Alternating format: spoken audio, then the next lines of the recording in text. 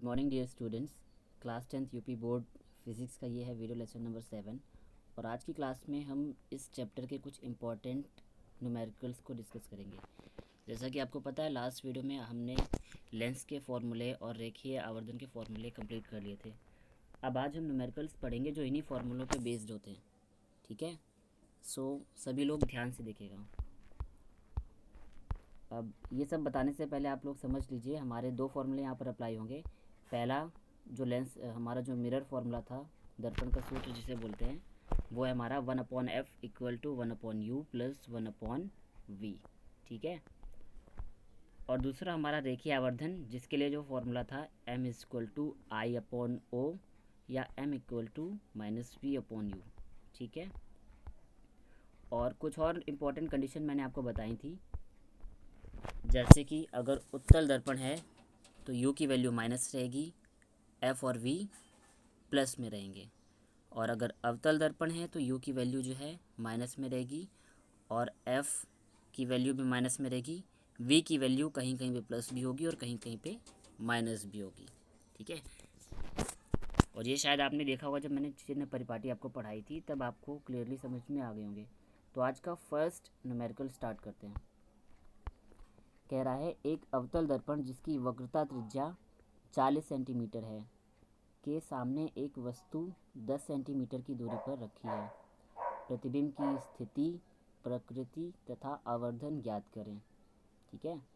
मैंने बोला ना, अवतल दर्पण है और वक्रता त्रिज्या 40 सेंटीमीटर है। ठीक है। उसके सामने जो वस्तु रखी है वो 10 सेंटीमीटर पर रखी है।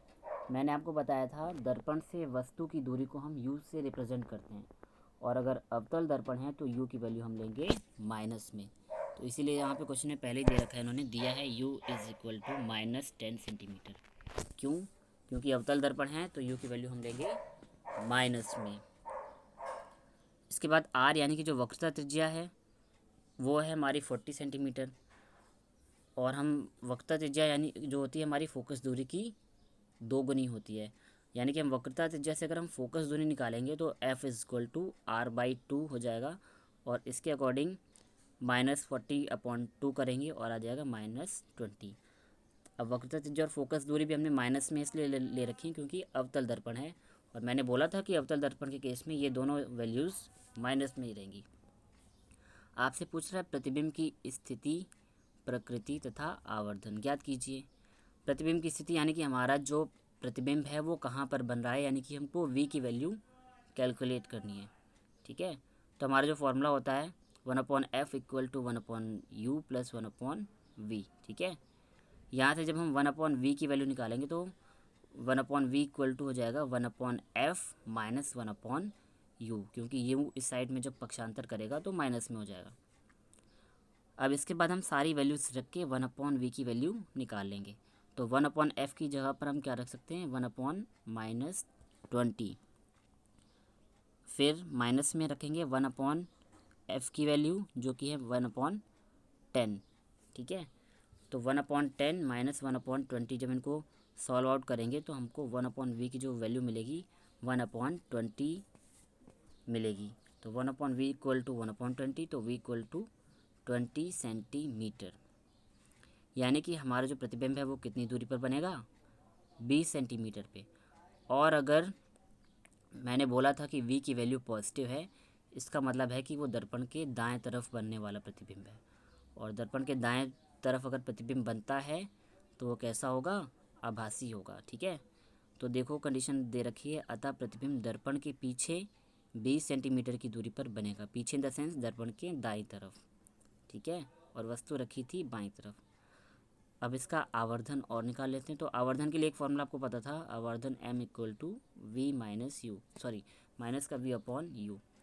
तो v की वैल्यू हमको पता चल गई है 20 है, लेकिन हमको माइनस में रखनी है, तो -20 अपॉन u की वैल्यू थी -10। तो माइनस से माइनस कैंसिल आउट हो जाएगा और 10 दूनी 20, तो फॉर्मली आपको जो आंसर आ जाएगा, आवर्धन आ जाएगा 2। आपको ये चीज़ें अच्छे से क्लियर हो जाएंगी। इन मिरर के फॉर्मूलों में आपको बस पक्षांतर करना है और माइनस और प्लस की वैल्यूज़ का ध्यान रखना है। बाकी न्यूमेरिकल्स में कुछ खास प्रॉब्लम आपको होगी नहीं। ठीक है। और एक इम्पॉर्टेंट चीज़ कि आपको एलसीएम लेना आना चाहिए। ठीक है, तो चलते हैं हम लोग नेक्स्ट क्वेश्चन पे। नेक्स्ट क्वेश्चन क्या कह रहा है? कह रहा है एक वस्तु जिसकी ऊंचाई 4 सेंटीमीटर है, यानी कि ऑब्जेक्ट का जो साइज़ है O बराबर 4 सेंटीमीटर, अवतल दर्पण के सामने 6 सेंटीमीटर की दूरी पर रखी है। अब अवतल दर्पण का मतलब यानी कि हमारा U की वैल्यू दे रखी है अवतल दर्पण के सामने 6 सेंटीमीटर, तो U बराबर हो गया माइनस का 6 सेंटीमीटर। अब कह रहा है दर्पण की फोकस दूरी 12 सेंटीमीटर है, तो अगर अवतल दर्पण है तो फोकस दूरी भी हम माइनस में ही लेंगे, तो F is equal to minus का 12 सेंटीमीटर। पूछ रहा है प्रतिबिंब की स्थिति, प्रकृति और ऊंचाई ज्ञात कीजिए।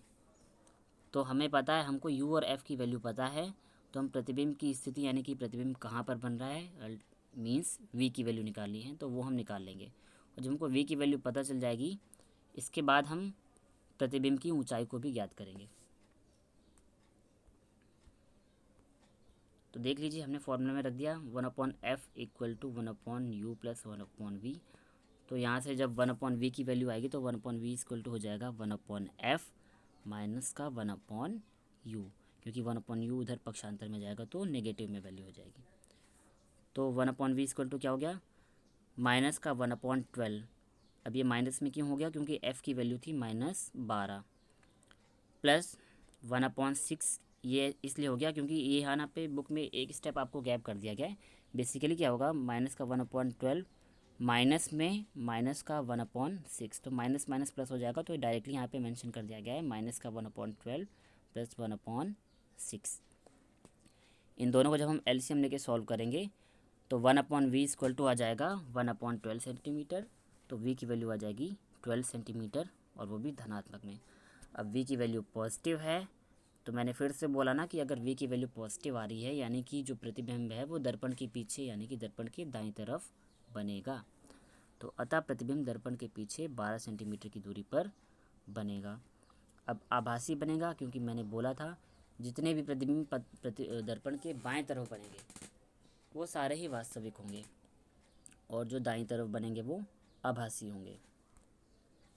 अब I/O equal to V minus V/U, ये फॉर्मूला हमें कहाँ से मिला है? आवर्धन का फॉर्मूला। आपको आवर्धन का फॉर्मूला बताया गया था M इक्वल टू I/O या M equal to minus V/U। तो हम I/O और माइनस V/U को एक दूसरे के इक्वल में रख सकते हैं, ठीक है।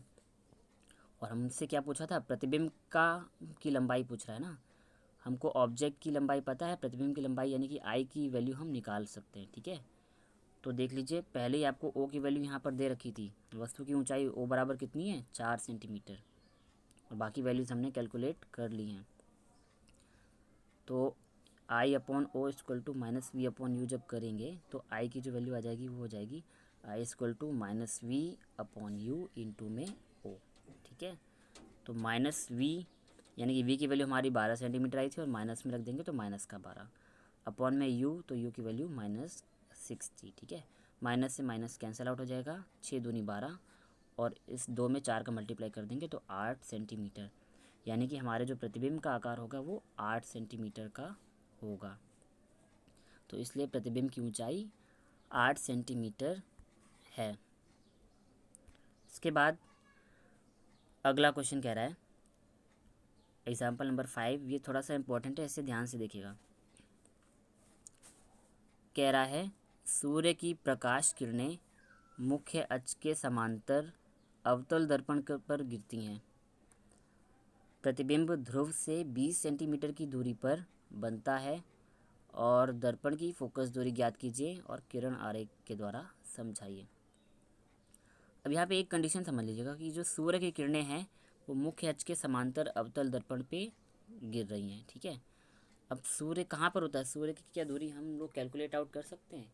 नहीं, क्योंकि जो सूर्य है उसकी जो दूरी है वो अनंत होती है, ठीक है। तो यहाँ पर हम जो वस्तु है, ऑब्जेक्ट हमारा क्या है यहाँ पे? सनलाइट यानी कि सूर्य, तो वो तो हमारा अनंत पे है, तो U की वैल्यू हम ले लेंगे इनफाइनाइट, ठीक है।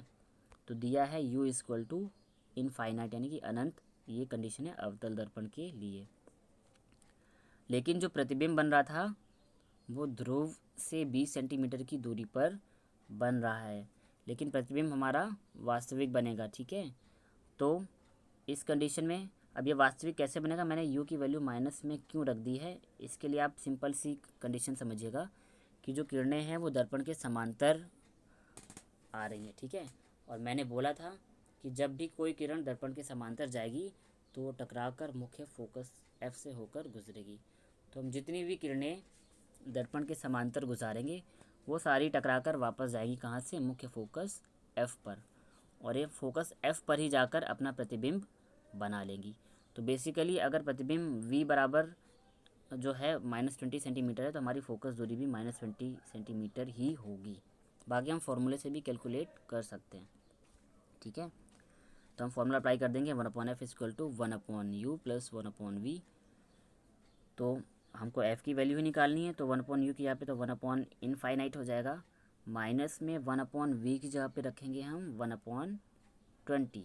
ठीक है, माइनस में क्यों हो गया, क्योंकि v की वैल्यू -20 थी, तो प्लस और माइनस मिलके माइनस कर लेंगे। ठीक है, अब हमें पता है इनफाइनाइट की वैल्यू तो कुछ नहीं होती है, तो बेसिकली 1/f = हो जाएगा माइनस का 1/20, तो f = -20। ठीक है, अब ये चीज़ आपने फॉर्मूले से भी सॉल्व कर ली कि अगर हमारे जो किरणें हैं दर्पण पे समांतर पड़ेंगी तो प्रतिबिंब हमेशा फोकस पे बनेगा, इसलिए v की वैल्यू भी -20 आई और फोकस की वैल्यू भी -20 आई। इस डायग्राम को भी इधर से देखेंगे अच्छे से तो ये डायग्राम भी यही चीज़ आपको रिप्रेजेंट कर रहा है। देखिए इस डायग्राम में दो किरणें हैं, एक मुख्य अक्ष के समांतर ऊपर की तरफ से और एक नीचे की तरफ से, लेकिन दोनों ही किरणें परावर्तन के पश्चात कहाँ पर आकर टकराएंगी, मुख्य फोकस F पर। ठीक है, यानी कि प्रतिबिंब कहाँ पे बनेगा, फोकस पर, और जब प्रतिबिंब बनेगा फोकस पर तो फोकस और हमारा जो प्रतिबिंब है दोनों की जो दर्पण से दूरी है वो समान हो जाएगी, यानी कि F = हो जाएगा V के, जो वैल्यू है हमारी -20 सेंटीमीटर। ठीक है, तो ये क्वेश्चन आपको बेटर समझ में आ गया होगा। तो डायग्राम से क्वेश्चन था तो आपको समझने में थोड़ा सा और इजी लगा होगा।